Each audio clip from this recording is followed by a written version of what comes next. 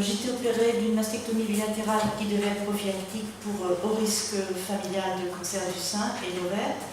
Et on m'a trouvé un petit cancer à l'histologie qui était 8 mm, bien différencié, sans envahissement ganglionnaire, avec un récepteur positif. Donc j'ai eu un traitement adjuvant par tamoxifène, je l'ai assez bien supporté. Et 2 ans après, en 2003, sont arrivés les inhibiteurs de l'aromatase et on m'a changé mon traitement en disant c'est plus efficace et mieux toléré. J'ai fait confiance et très rapidement j'ai eu des hémorragies très importantes, inflammatoires, puis des douleurs articulaires au pied, des problèmes de mémoire. Quand j'ai arrêté le traitement, croyant que tout allait rentrer dans l'ordre, or rien ne s'est arrangé. Et j'étais étonnée des explications des médecins qui me disaient soit c'est pas le médicament, soit c'est le médicament, mais c'est pas bien grave. Moi, je n'étais pas tout à fait de cet avis-là. Donc j'ai voulu comprendre d'abord si j'avais raison, si je me trompais. Et puis rapidement, je me suis rendu compte que tous les effets dont je me plaignais avaient bien été décrits, ils étaient bien liés aux médicaments. Mais surtout, je me suis rendu compte qu'ils avaient été annoncés et ils étaient attendus parce que le mode d'action du médicament les laissait prévoir. Donc j'ai repris toute l'histoire du médicament et en fait, donc les inhibiteurs d'aromatase créent une carence très profonde en oestrogène, non physiologique, jamais rencontrée jusque-là. Le mode d'action est complètement différent du tamoxifène qui, lui, a un effet œstrogénique positif sur certains organes, sauf sur le sein, c'est l'effet recherché. Donc ça explique la différence de tolérance qui est très importante. Et donc, je suis remontée à l'histoire du médicament. Je me suis rendu compte qu'en 2000, le traitement avait d'abord été donné au cancer du sein métastasé et l'augmentation du service médical rendu avait été considérée, accordée au niveau 5, c'est-à-dire qu'il n'y avait pas de supériorité, mais on avait trouvé que c'était quand même intéressant en cas de contre-indication au tamoxifène ou après échec du tamoxifène. Et curieusement, les cancérologues et les laboratoires disaient que c'était supérieur. Ensuite, ce qui était déterminant, c'est la présentation qui a été faite à un congrès américain en 2001 au milieu de l'étude ATTAC, qui devait permettre d'obtenir l'AMM, où on disait qu'il était plus efficace et mieux toléré. Les médecins disaient même que c'était une découverte aussi importante que le tamoxifène, qu'on allait enfin pouvoir sauver la vie des femmes. Le médecin qui avait fait le compte-rendu de ce congrès disait on est tous dans un état proche de la fascination devant la présentation faite par le laboratoire. Donc, secondairement, on s'est rendu compte que la supériorité était très faible. La supériorité annoncée était de 17%, mais c'était la supériorité relative. La supériorité absolue était de 1,7% à mi-étude et 2,5% à la fin de l'étude ATTAC.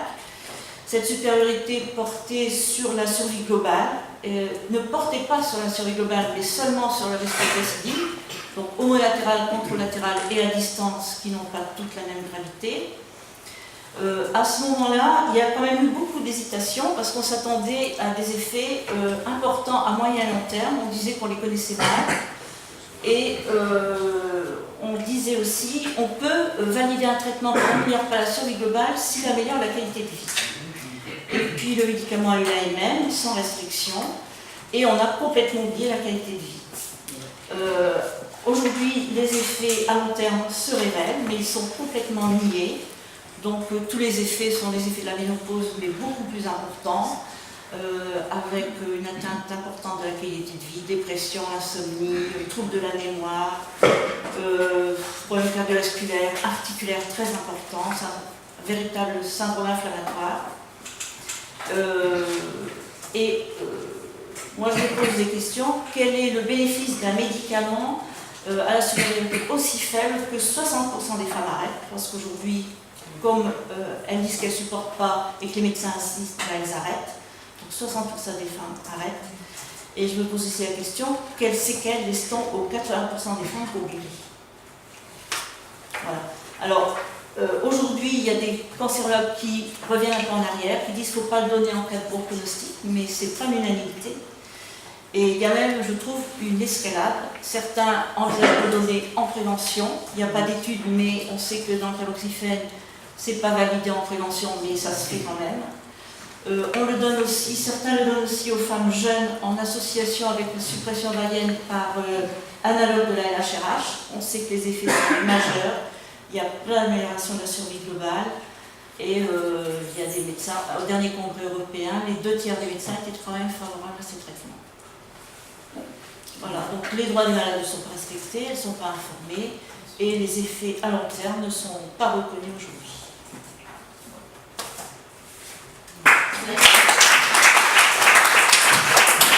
Effectivement, dans les attaques, on avait l'impression qu'il n'y avait pratiquement pas d'effets secondaires, c'était merveilleux. Il faut savoir que dans les essais randomisés avec les nouveaux médicaments, les effets indésirables sont complètement occultés. C'est systématique. Avec la torvastatine 80, il y a autant de douleurs musculaires dans le groupe placebo qu'avec la torvastatine. On sait en pratique que c'est faux. Dans l'étude d'attaque, les douleurs musculaires, il n'y en avait pas plus. C'était même pas identifié. On s'est polarisé plutôt sur le problème de l'ostéoporose. Le reste a été laissé de côté. C'est maintenant qu'on voit les effets secondaires. Ils sont tellement importants que le nombre d'oncologues qui suivent les patients avec des IA font des switches et reviennent au tamoxifène. Ça se fait de plus en plus. Au début, il ne fallait pas le faire. On disait hey, c'est tellement intéressant, il y a eu un tel progrès avec les inhibiteurs d'aromatase. Puis maintenant, on se rend compte qu'effectivement, vu la mauvaise observance, vous l'avez bien dit, il y a une mauvaise observance. Donc les femmes ne sont plus protégées des risques de rechute. Donc mieux vaut, on revient au tamoxifène qui pose des problèmes, effectivement. Il faut traiter, je ne sais pas combien de femmes pendant 5 ans pour éviter un décès, mais globalement, ça réduit la mortalité de 25% en 5 ans et les rechutes de 75% en 5 ans. Donc le tamoxifène, c'était un grand progrès dans le traitement préventif des rechutes et de la mortalité par cancer du sein. Les IA n'ont rien apporté en matière de baisse de mortalité. Donc effectivement, c'est ce que j'appelle un fond progrès. On aurait dû garder comme indication pour les inhibiteurs de l'aromatase uniquement des formes très spécifiques, très agressives. Voilà. Et ça, c'est ça. On voit bien comme les dérives de l'industrie pharmaceutique. On tient des produits qui ont une certaine mode d'action qui peut être intéressant, mais on va les généraliser. Et il faut savoir qu'actuellement, dans le domaine de l'hypercholestérolémie, les statines, ça n'intéresse plus les labos. Ils ont sorti des anticorps, c'est les inhibiteurs du PCSK9. Il y en a 2 qui sont commercialisés. Il y a l'adirotumab et les volocumab. C'est des médicaments qui coûtent des dizaines de fois plus cher que les statines. Au début, il était étudié pour être prescrit à des gens qui ont une hypercholestérolémie familiale, et puis maintenant, ils ont la AMM très étendue qui va pratiquement rejoindre les indications des statines. On a donc ce même problème, alors que ce sont des anticorps monoclonaux qui ont probablement à moyen terme des effets secondaires encore plus importants. Voilà. Il y a peut-être d'autres. Alors peut-être que je suis très naïve et que je suis toute petite, donc je ne me rends pas compte, mais je me dis qu'à un moment donné, il est possible qu'il y ait des convictions à un moment donné de développement, que du coup il y a un partenaire laboratoire qui construise quelque chose. Je ne sais pas si cette synergie est négative d'emblée, mais j'entends bien qu'au final, elle rend prisonnier le praticien, ça je l'entends bien. J'ai entendu ce que vous disiez, que cette histoire de conseiller, peut-être du coup ouvrir, que les conseillers soient du coup visualisés, en tout cas mieux individualisés, et que ces conseillers potentiels en tout cas soient mieux observables, enfin soient connus, soit connus tous, soit publics, tout à fait. Est-ce que c'est une solution? Est-ce qu'il y a d'autres solutions qui vous apparaîtraient d'un point de vue très pratique par rapport à ça pour essayer de solutionner ce problème? Voilà, d'un point de vue pratique. Et si je voulais beaucoup remercier Madame la Rapporteure, je vous remercie beaucoup pour votre présentation. Et je trouve que c'est très beau cette rencontre du collectif et de l'individuel en fait. Et c'est une piste de travail probablement pour les congrès. Merci. Ce qui m'ennuie, c'est que les leaders d'opinion sont choisis par les laboratoires parce qu'ils influent la politique de santé globale. Ce que je ne supporte pas, c'est que des experts du médicament qui disent ce médicament pour l'État, ceux qui disent ce médicament est très bon, puissent être payés par le laboratoire. Je veux dire, lorsqu'un juge depuis la Révolution française, il n'a plus le droit d'avoir des épices. Avant, du temps des rois, on sauvait les épices et était jugé innocent celui qui avait payé le plus. Bon. Les juges qui font ça, ils sont en tôle. Quand un flic, même de haut niveau, se commet un peu trop et sert même non pas de bandits, mais certainement d'informateurs pour les bandits, il est mis en tôle. C'est actuellement l'affaire Mireille. Or là, nous avons des gens qui sont censés juger les médicaments, qui touchent, j'ose pas dire des bandits, mais qui touchent des grandes firmes, des émoluments très conséquents. Je ne parle pas d'un voyage d'un petit ordinateur, d'une petite pour une soirée, non. Je parle de 500 000 à 600 000 euros par an. Ça, c'est le rapport de la Cour des comptes qui le dit, c'est pas moi. Là, je dis que leur opinion, elle est peut-être un peu faussée, parce qu'on sait bien que s'ils disent que le médicament n'est pas bon, ils n'auront pas le contrat l'année d'après. Alors là, c'est dramatique, je veux dire. Donc, là, actuellement, l'industrie pharmaceutique a pris le contrôle de nos organismes censés protéger la population. Et on ne peut pas être à la fois protecteur de la population et protecteur de l'industrie pharmaceutique. On doit choisir son camp. Et là, le problème est donc là. L'expertise doit être indépendante et c'est totalement scandaleux que lorsqu'on a refait, à la suite des derniers scandales sanitaires français, l'agence du médicament, on n'ait pas accepté de payer des gens. Et je suis désolé, mais quand on nous dit qu'il pourrait être un bon expert, il faut avoir des liens avec l'industrie, d'accord, mais voyons un peu ce qu'ont fait ces bons experts, très informés. Ils n'ont vu aucun scandale médicamenteux. Tous les scandales qui apparaissent, c'est des médecins de base, ou un cardiologue, ou un pneumologue quelque part dans son coin qui dit c'est quand même bizarre que les malades aient leurs pépins. Là, ça ne va pas, ça prouve bien qu'en étant de bon niveau, si on est malhonnête, c'est encore pire. Les scientifiques, la recherche scientifique, on sait très bien qu'il y a de plus en plus de fausses études scientifiques. Ça a été prouvé, c'est dit par la Fondation Sciences Citoyennes, dont je fais partie, je vous engage d'y intéresser. Et donc ça, c'est vraiment important. Et puis le lobbying des industriels au niveau et des politiques et des associations de patients, parce que c'est tellement bien de dire mais on a des solutions, mais les autres ne veulent pas payer. C'est facile, des gens qui sont dans la détresse, quand on voit ce que c'est déjà pour les trucs génétiques, voilà, le Téléthon, la grosse merde que c'est au niveau, voilà. Alors ça, je trouve que c'est hyper important, et notamment cette recherche scientifique qui a perdu toute son indépendance, et les experts qui devraient être indépendants, ça c'est les politiques qui ont choisi de mêler des choses qui ne sont pas mêlables dans le monde d'aujourd'hui, qui est le monde capitaliste. Le public pour le bien-être de tout le monde, et les choses privées qui sont faites pour ramasser du fric. C'est des mariages qui ne sont pas possibles. Alors on nous dit toujours qu'il n'y a pas de sous pour le public. C'est faux. Il y a plein de sous en France. On est le pays qui a le plus de crédits d'impôt recherche. Il y a eu le Conseil d'État qui a demandé une enquête auprès de sénateurs. Les sénatrices qui ont fait l'enquête ont dû être obligées de jeter le rapport parce que M. Hollande n'a pas voulu qu'il soit publié. C'est un véritable scandale. C'est né sous Sarkozy, c'est Hollande qui le défend, que ce soit droite ou gauche, c'est pareil. On n'est même pas foutu, c'est-à-dire qu'on laisse un tas de pognon aux industriels, on ne va pas chercher l'impôt, on ne sait pas contrôler ce qu'ils en font parce que ça nous coûte encore des sous, donc on n'y va pas. Après, on se plaint que la recherche publique n'est pas indépendante et on la marie de force avec le privé.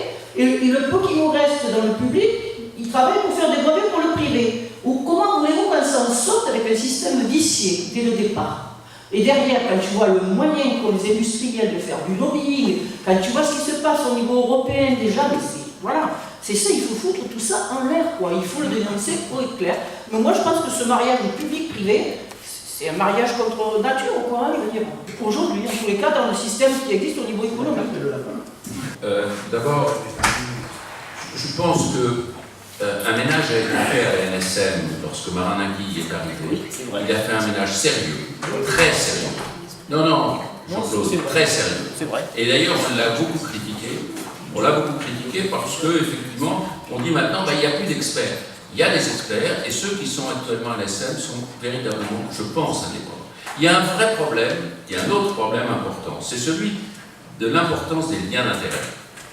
Quand vous allez sur le site du ministère, où il y a un site qui est tout à fait intéressant, vous voyez les liens d'intérêt mineurs, genre il a bouffé pour 25 €, il a eu 3 stylobilles, etc., sans intérêt. Et puis quand on regarde les trucs importants, parce qu'il y a deux conventions, les conventions sont notées, mais les sommes touchées ne sont pas notées. Donc il y a fait partie d'un board, fait partie d'un machin, convention, etc.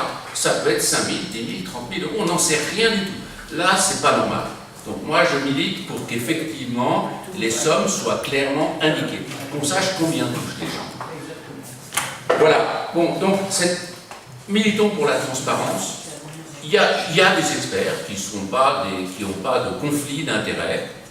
D'autre part, je vous ferai remarquer que l'ANSM, Dominique Maraki a fait en sorte que tous les débats soient filmés et enregistrés, ce qui n'était pas le cas.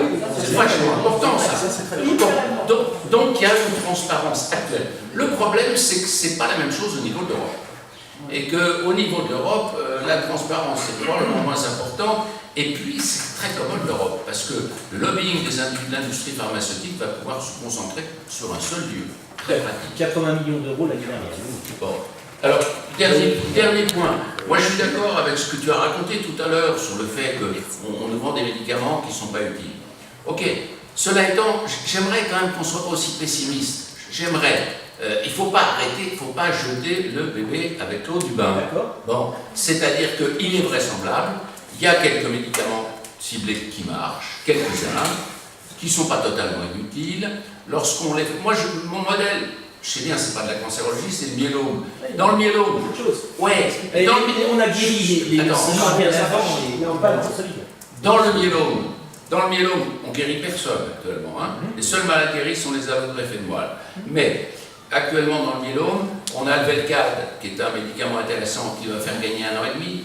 Et puis derrière, il y a le Revlimid qui arrive. Puis actuellement, les anticorps monoclonaux anti-CD38. C'est-à-dire que c'est un modèle, si tu veux, où c'est pas comme le Glivec. C'est bon, ça marche tout le temps. Moi, les chiffres que j'ai trouvés sur Glivec, c'était 50% seulement. Non, 5 ans. Les grandes études américaines, c'est 50% à 5 ans. Non. De survie globale. Ah non, arrête de courir. Ah non, c'est pas possible. Je connais. C'est 70% des malades qui marchent. 50%. Attends. Alors, on va détailler. 70% marche avec un signal moléculaire BCR-Abelson en PCR très bas. Deuxièmement, ceux qui ne marchent pas, arrivent les inhibiteurs de tyrosine kinase de la 2e génération et 3e génération, qui coûtent 2 fois et 3 fois plus cher. Et le vrai drame actuellement, c'est que maintenant que le Glivec est génériqué aux États-Unis, que fait Novartis? Il se bat pour qu'on utilise en première ligne la 2e génération qui n'est pas encore génériquée. Et ça, c'est le pouvoir du marketing.